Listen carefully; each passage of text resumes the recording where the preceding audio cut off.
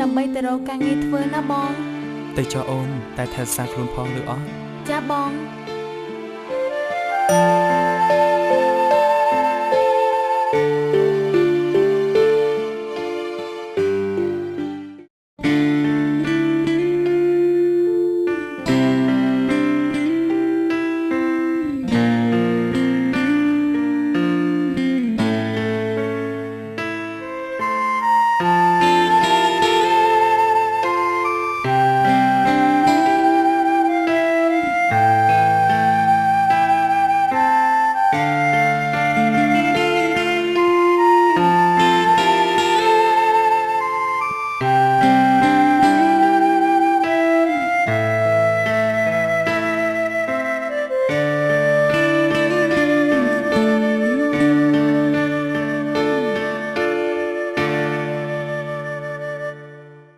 ឆ្ងាយពីគ្នា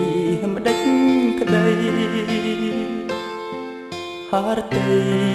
នឹកគ្រប់ដងហើ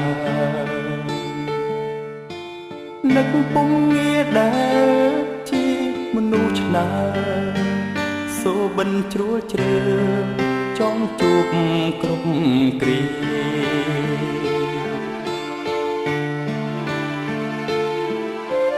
នឹកពេលវងវែងអ្នកផ្សេងក៏គិតថាអូសូរសៀងស្រដៀងស្ងួនបេះដូងគិតថាពុំមានរកគ្រប់វិនាទីចាំឈរវិរមស្នេហាបារម្ភមុំគ្រប់វេលាវល់ពុំមានគ្រប់គ្រាឯកា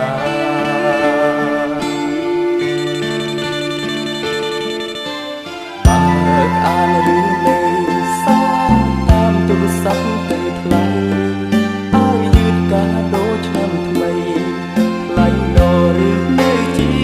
វ៉ាតែតំខ្លួនផងមុនការងារធ្ងន់កុំខំចិនដាថ្ងៃណាចិត្តសែនឯកាដាំដួងដាថានឹក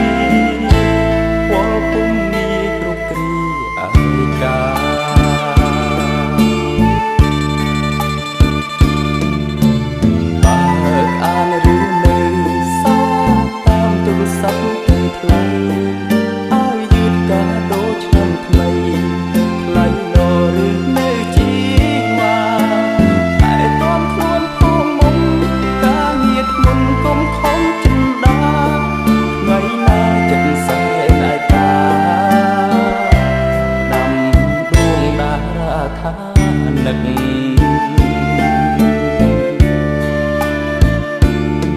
ថ្ងៃណាចិត្តសែនឯកាផ្ដាំតាមដួងតារាថានឹក